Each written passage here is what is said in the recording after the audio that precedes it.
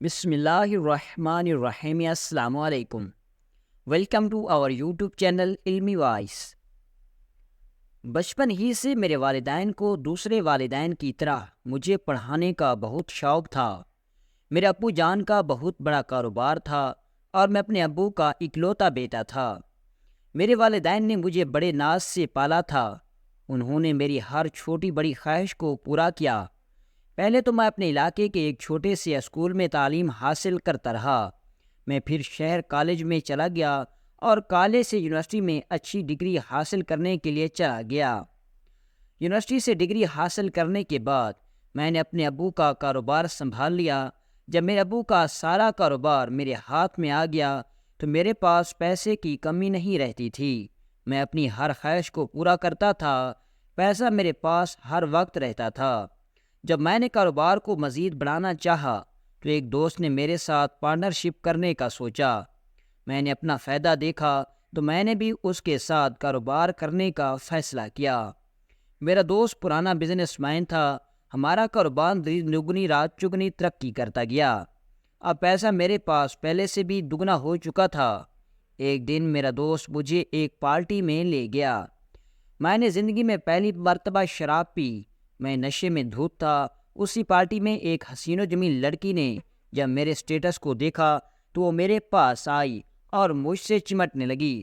شکل سے وہ طوائف لگتی تھی۔ میں بھی اس کی خوبصورتی پر عاشق ہو گیا اور میں اس کو ایک کمرے میں لے گیا اور اس کے ساتھ ساری رات گزار دی۔ اس کے بعد میرا دوست ہر دن مجھے کسی نہ کسی پارٹی میں لے جاتا اور ہم اس پارٹی میں موجود سب سے خوبصورت لڑکی کے ساتھ زنا کرتے۔ جب یہ خبر میری امی تک پہنچی تو اس نے مجھے بہت سمجھایا کہ تم کسی کی بہن اور بیٹی کی عزت کے ساتھ کھلواڑ نہ کرو، کیونکہ کل تمہاری بیوی نے آنا ہے۔ میں نے اپنی ماں کی کوئی بات نہ مانی اور اس نے میری شادی کرنے کا ٹھان لیا۔ میں اپنی ماں کو منع کرتا رہا کہ میں ابھی شادی نہیں کرنا چاہتا، لیکن اس نے میری بری عادات کو دیکھ کر میری شادی کر دی۔ میری بیوی بہت ہی خوبصورت اور حسین و جمیل تھی، لیکن میں نے اپنی بیوی کے ساتھ صرف ایک رات گزاری اور اس کے بعد ہر روز رات کو اپنے دوست کے ساتھ کسی نہ کسی پارٹی میں چلا جاتا اور اس پارٹی میں موجود حسین و جمیل لڑکی کے ساتھ زنا کرتا اور آدھی رات کو گھر واپس آ جاتا۔ یہ سب دیکھ کر میری بیوی بہت تنگ آ چکی تھی۔ جب یہ صورتحال کئی دنوں تک چلتی رہی تو میری بیوی نے محسوس کیا کہ اسے مجھ سے وہ خوشی نہیں مل رہی تھی جو ایک مرد ایک عورت کو دیتا ہے۔ پھر شیطان نے اس کے ذہن میں وسوسہ ڈالا۔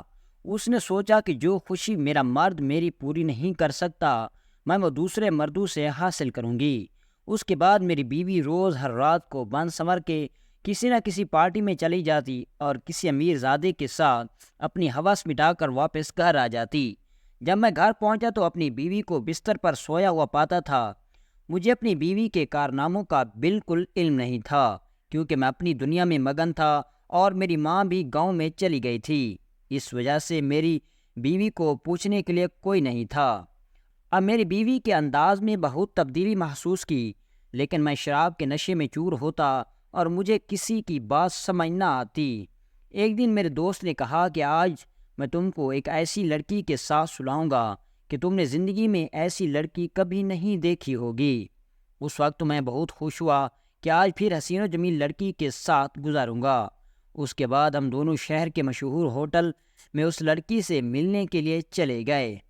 جب ہم اس ہوٹل میں پہنچے تو میرے دوست نے کہا لڑکی اندر کمرے میں بن سنور کر بیٹھی ہے، لیکن پہلے اس کے ساتھ میں زنا کروں گا۔ اور اس کے بعد میرا دوست اس لڑکی کے ساتھ 3 گھنٹے تک زنا کرنے کے بعد باہر واپس آیا۔ میں ساتھ والے کمرے میں اس کا انتظار کر رہا تھا۔